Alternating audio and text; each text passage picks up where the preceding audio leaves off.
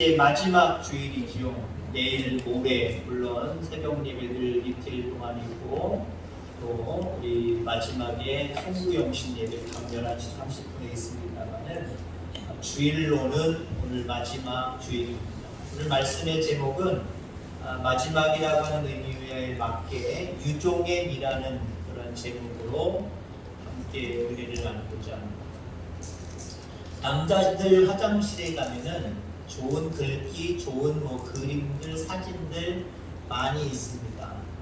글을 얘기한다면 그 앞에 눈물 흘리지 말라고 얘기 써 있잖아요. 소변 놓고 소변 아무데나 뚝뚝 떨어뜨리지 말라는 거예요. 그 안에다가 잘 떨어뜨려서 깨끗하게 다음 사람을 위해서 쓰려는 거예요. 나만 쓰는 게 아니라 다음 사람이 있기 때문에 그렇게 하려는 거예요. 여러분들 금년 한 해가 마지막인 분들 계십니까? 새해 2020년도에도 여러분들 새롭게 여러분들에게 하나님의 시간을 허락하실 줄 믿습니다. 그래서 오늘이라고 하는 이 시간 그리고 금년이라고 하는 이 마지막 어떻게 우리가 유종의미 마지막을 아름답게 가져가느냐 대단히 중요한 겁니다. 그냥 묻고 가지 마시기 바랍니다. 에이 몰라 내년에 잘하면 되지 하고 올해 걸 그냥 묻어버리고 못했건 잘했건 아니면 서운했건 아니면 소홀했건 여러 가지 모습들 그냥 방치하지 마시고요. 다시 한번 점검하고 다시 한번 하나님 앞에 마지막 마무리를 잘 할 수 있는 저와 여러분들 다 되기를 바랍니다. 오늘은 야곱이 마지막에 유언하는 그런 내용의 말씀입니다. 유언 그러면 좀 무겁잖아요. 기분 나쁘잖아요. 그러니까 오늘은 유언이라고 하는 말보다는 한 해를 마지막 보내면서 마지막 한 해의 마지막에서 우리가 그 야곱이 유언했던 것처럼 우리에게 주시는 말씀으로 받아서 한 해의 마지막 때에는 어떤 준비 자세, 어떤 마음의 자세, 어떤 마음이 필요한가라고 하는 부분으로 오늘 말씀을 받을 수 있게 되기를 간절히 소망합니다. 먼저 여러분들 섣불리 한 해를 판단하지 마시기를 바랍니다. 우리 현대인들은요 통계치에 약해요. 수에 약하단 말이에요. 수에. 우리 교단도 보면은 이제 연말되고 내년도쯤 되면은 내남제일교회 교세가 어떻게 됩니까? 숫자 어린아이서부터 어른애기까지 아주 세부적으로 그걸 총회에다가 보고하고 한때는 노예에다 보고하는 것 있고요. 재정, 살림살이, 돈 얼마나 헌금이 들어왔습니까? 라고 하는 이런 부분들, 이런 것들을 다 측량을 합니다. 그거 가지고 판단하자는 건 아닙니다만은 그것으로 교회 교세가 어떻다라고 하는 것이 한눈에 보여지게 되어 있어요. 물론 그게 쓸모없다라고 볼 수는 없습니다. 중요한 데이터가 됩니다. 중요한 자료가 되기도 합니다. 저희들은 자유합니까? 우리도 수에 민감해요. 수에 민감하단 말이에요. 우리가 24일 날 탄행사를 했습니다만은 저도 마찬가지고요. 우리 장로님들도 마찬가지고 아마 다른 분들도 마찬가지일 거예요. 우리가 장로님들이랑 의논할 때 우리 150명 예상입니다. 그래서 음식도 150명 이상 그리고 선물도 기념품도 150개 이상 그리고 달력이라든가 여러 가지 모든 것들도 다 150개 이상을 준비를 했습니다. 오셔서 식사하는 자리라든가 이런 모든 부분들도 150개 이상. 그 다음에 여러 모든 사람들에게 전달했던 모든 초청장들은 아마 수백 장 될 거예요. 한 3, 400장 될 거예요. 순서지 150장이 넘습니다. 행운권 추첨 하는 것도 마찬가지고. 저도 수시로 우리 세현 형제한테 그거 담당을 했습니다. 박명동에 몇 명까지 기록돼 있어? 몇 명까지 기록돼 있어? 우리 장모님들 중에서도 한두 번 서너 번은 물어보셨을 겁니다. 그만큼 우리는 뭐예요? 수에 민감하다는 거예요. 통계에 민감하다라고 하는 거예요. 이건 물론 어쩔 수 없습니다. 그런데 한번 오늘 이 수, 통계라고 하는 것을 다시 한번 우리는 생각해 볼 필요가 있다라고 하는 거죠. 오늘 본문에 야곱이 죽을 때의 상황이 어떠했는지 27절에 말씀하고 있습니다. 이스라엘 족속이 애굽 고센 땅에 거주하며 거기서 생업을 얻어 생육하고 번성하였더라. 이스라엘 백성들, 물론 백성이라고 얘기할 수는 없습니다만은 이름을 이스라엘로 바꿨던 야곱의 자손들이 약 70여 명이 애굽 땅에 들어와 살기 시작을 합니다. 그 이유 간략하게 이야기하면 요셉 때문이죠. 형들이 버렸던 팔아먹었던 요셉이 애굽의 총리가 되었고, 그 이후로 7년 동안 풍년이 들었지만 또 7년 동안 흉년이 듭니다. 주변의 모든 나라들이 배고파합니다. 어려워합니다. 이제 죽음의 상황들이 눈앞에 계속 펼쳐지는 상황 가운데 곡식을 살아왔던 야곱의 아들들, 요셉의 형들, 결국 나중에는 요셉이 모든 가족들을 이 애굽에 들어와서 사십시오. 그래서 목축업을 하는 사람들이니까 고센 땅을 정하여서, 물론 바로에게 허락을 받았죠. 그리고 그 땅에서 살겠습니다. 잘 살았어요. 가축들이 잘 되어졌습니다. 번성하기 시작을 합니다. 그런데 오늘 이 번성하는 가운데 야곱이 죽게 되어서 유언을 하는데, 무슨 유언을 하냐면은 애굽에 머물지 말아라, 이 말씀을 하고 있습니다.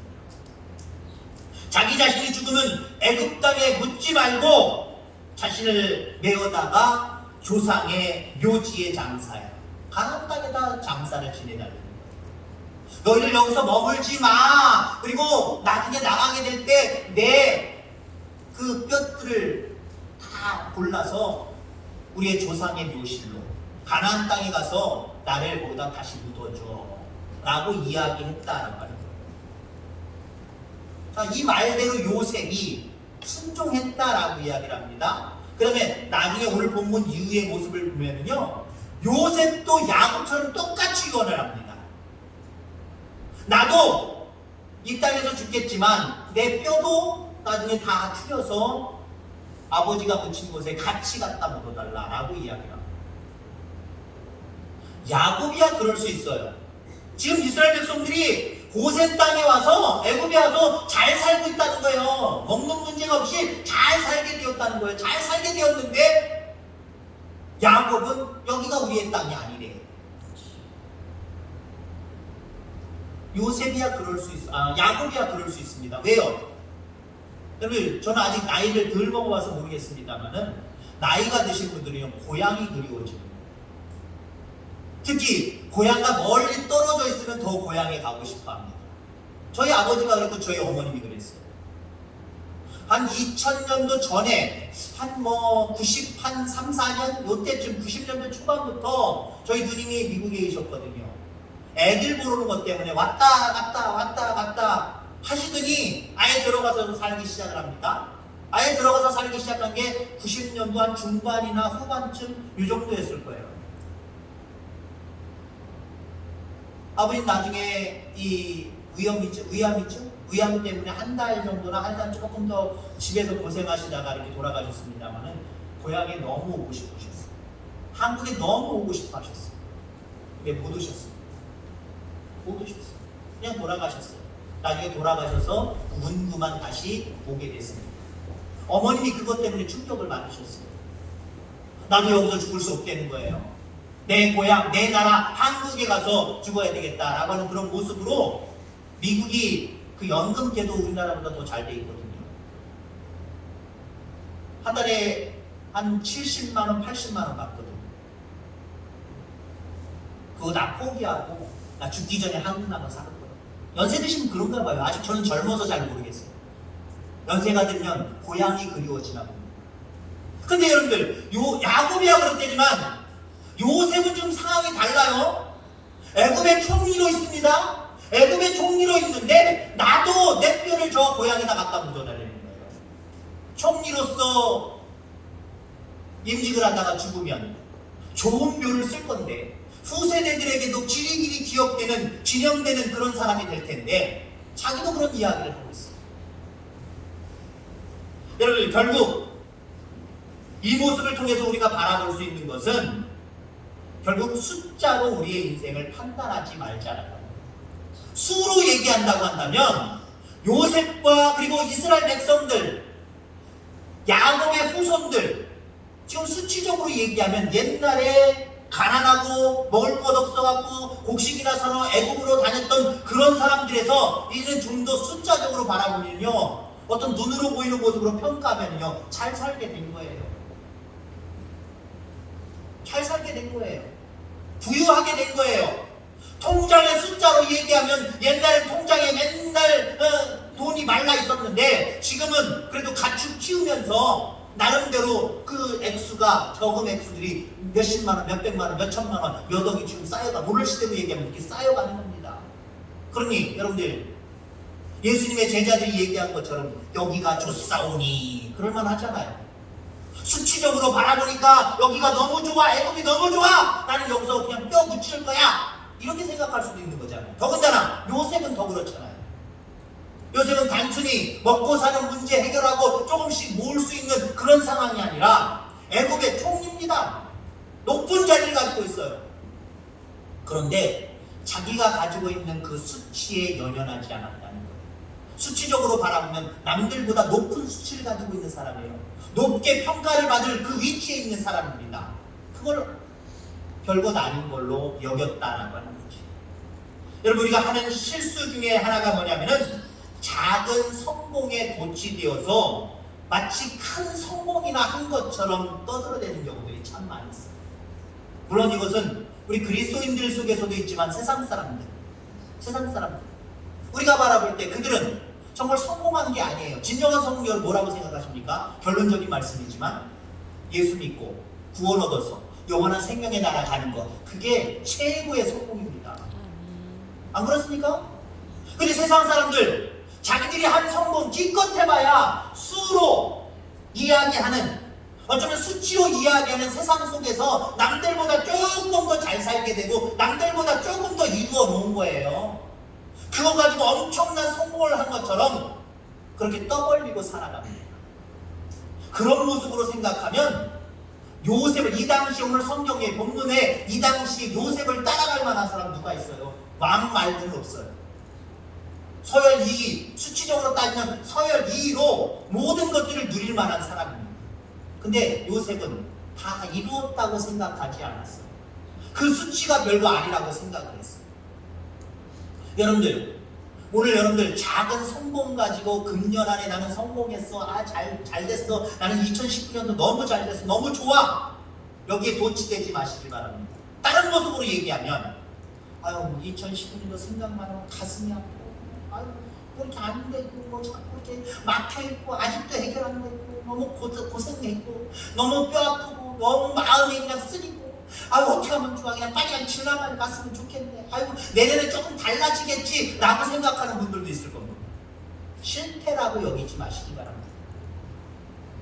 하나님 앞에서 우리는 감히 우리의 수치를 가지고 나는 성공했어, 금년 안에 정말 잘 살았어, 어떤 사람들은 그 수치를 가지고 창피해, 쪽팔려, 어떻게 남한테 얘기할 수도 없고, 나는 어떻게 하면 2019년도 빨리지만 지나갔으면 좋겠어 하고 억눌려 있지 마시길 바랍니다.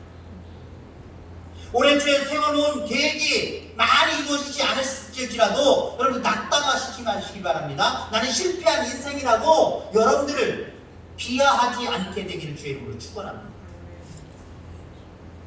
요즘 같은 세상에 여러분들 지금 살아있는 것만 해도 하나님의 은혜입니다. 아멘. 살아있는 것만 해도 여러분들 성공하신 겁니다. 아멘. 여러분 옆에 있는 분들에게 금년 안에 여러분들 성공하셨습니다. 금년 안에 여러분 성공하셨습니다. 여러분, 우리는 수치만 가지고 당신 금년 안에 하는 게 뭐가 있어? 라고 옆에 사람이나 자식이나 많은 사람들에게 이렇게 평가하지 마시길 바랍니다. 스스로를 생각할 때 나는 이룬 거 있어 하고 정말 중요한 것이 아닌데도 불구하고 그것 때문에 의심되지 마시고요. 많은 것들이 이루어지지 못했을지라도 그걸 또 껴안고 내년을 다시 넘어가서 또 다시 시작한다고 할지라도 여러분들 지금 살아있음에 감사할 수 있기를 바랍니다. 잘 살아오신 거예요. 잘 살아오신 거예요. 섣불리 그래서 우리는 판단하지 말아요. 내가 지금까지 잘 살았는지 못 살았는지, 물론 그렇다고 해서 우리가 돌아보고 내가 회개하고 고쳐야 될 부분까지도 묻고 가면 안 돼요. 그런 건 물론 분명히 있어야 되지만 삶 자체를 지금에서 판단하고 섣부르게 판단해서 성공했다 실패했다 이야기하지 말라는 거예요. 지금 가는 과정 가운데 있고요. 좀 앞서서 얘기했지만 하나님의 은혜 가운데 지금까지 있는 이 모습이 여러분 성공한 거예요. 여러분 성공한 인생을 사신 줄 분명히 기억하기를 주의 이름으로 축원합니다. 아멘. 그리고 여러분들 섣불리 판단하지 말고 이 연말에 우리는 앞으로 나아갈 길이 무엇인지를 보아야 될 줄 분명히 믿습니다.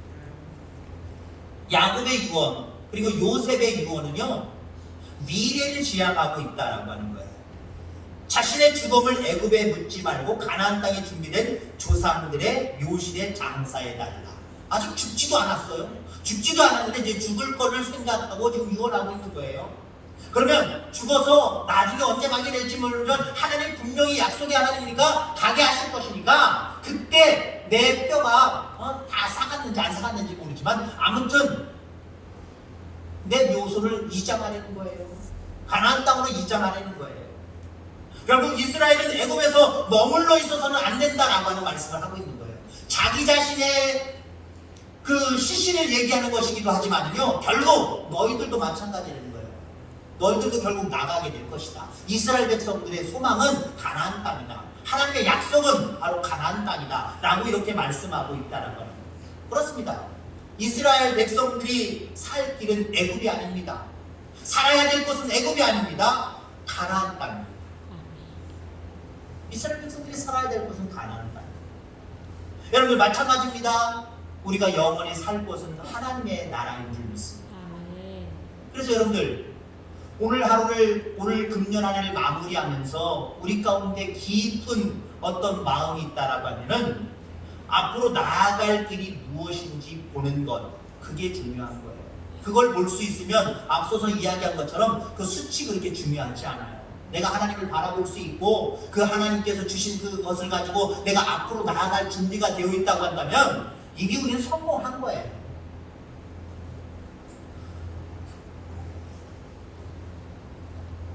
앞서서 우리가 판단의 기준이 무엇이냐라고 하는 부분들을 우리가 이야기할 때 수치라고 했습니다. 사람들은 수에 민감하다라고 이야기했습니다. 우리는 이 수치를 완벽하게 내려놓을 수는 없지만 수치보다도 이 수라고 하는 수치보다도 더 판단의 기준이 되어야 될 것이 있습니다. 영원한 생명의 나라입니다. 그리고 이 땅에서로 바라본다고 한다면 하나님이 내게 주신 사명입니다. 그걸 볼 수 있으면 여러분들의 인생은 잘 살아온 인생이고 앞으로의 인생은 복된 인생임을 기억하기를 주의 이름으로 축원합니다. 아니 사명 다 잃어버리고 영원한 생명의 나라에 대한 것 생각지도 아니하고 세상 방법으로 세상에서 정말 열심히 노력해서 남들이 갖지 못한 것 갖고 남들이 누리지 못하는 것 누린다고 하면 그게 성공입니까? 우리는 판단의 기준을 좀 바꿔야 돼요. 그게 성공이 아니다. 그게 성공이 아니다. 영원한 생명의 나라가 이게 성공이고 그 나라를 소유할 뿐만 아니라 이 땅에 살아가는 동안 하나님이 내게 분명한 사명을 주시는데 그 사명을 붙들고 아직도 일하고 있으면 성공이고 그 사명감에 불타서 앞으로 계속해서 나아가서 나는 이렇게 살리라 라고 하는 고백이 있으면 그 사람은 성공한 거예요. 여러분 그런 사람들 다 되어지게 되기를 주의 이름으로 축원합니다. 자, 그 다음에 이 마지막에 한 해의 마지막에 우리는 어떤 삶을 살아가야 되느냐. 오늘 요셉에게 맹세를 시킨 야곱이 요셉으로부터 굳은 맹세를 들은 다음에 어떤 행동을 합니까? 오늘 마지막 절 여러분들 볼 수 있기를 바랍니다. 야곱이 또 이르되 내게 맹세하라 하매 그가 맹세하니 이스라엘이, 여기 이스라엘은 야곱을 같은 본문 안에서 다른 이름으로 부르고 있는 거예요. 이스라엘 바로 야곱을 얘기하는 거예요. 이름이 개명을 하잖아요. 이스라엘이 침상머리에서 하나님께 경배하니라. 아멘. 우리의 마지막은요 하나님 앞에 감사하고 경배하는 거예요. 연말이라고 얼마나 분주해요. 연말이라고 얼마나 분주해요. 모임도 많고요. 이것저것 해야 될 일들이 엄청 많잖아요. 근데 여러분들 한 해를 마무리하면서 우리가 집중해야 될 부분들은요 아우 급해, 난 너무 바빠, 그래서 세상 사람들처럼 그런 일에 투자하는 시간보다 하나님 앞에 감사하고 예배하고 영광 돌리는 것에 우리는 더 많은 시간들을 투자해야 됩니다. 이틀밖에 남지 않았습니다. 30일 이틀 조금 더 남았겠죠. 시간적으로 따지면 그 시간 동안 여러분들 뭐 시간적으로 많은 시간을 그렇게 하라는 건 아니지만 중심이 가장 첫순위에 하나님 앞에 금년하늘 감사하는 경배, 찬양, 영광을 돌리는 것, 이것이 여러분들 살아있게 되기를 주의 이름으로 축원합니다. 이게 우리의 마지막 연말을 보내는 성도들의 자세이어야 돼요. 다른 사람들처럼 분주한 모습 가운데 1순위가 모임, 2순위가 일 마무리하는 거, 3순위가 뭐 어쩌고 저쩌고 이러다가 나중에는 겨우겨우 시간을 낸다든지 아예 시간을 내지 못한다든지. 하나님 우리 중심을 보시잖아요.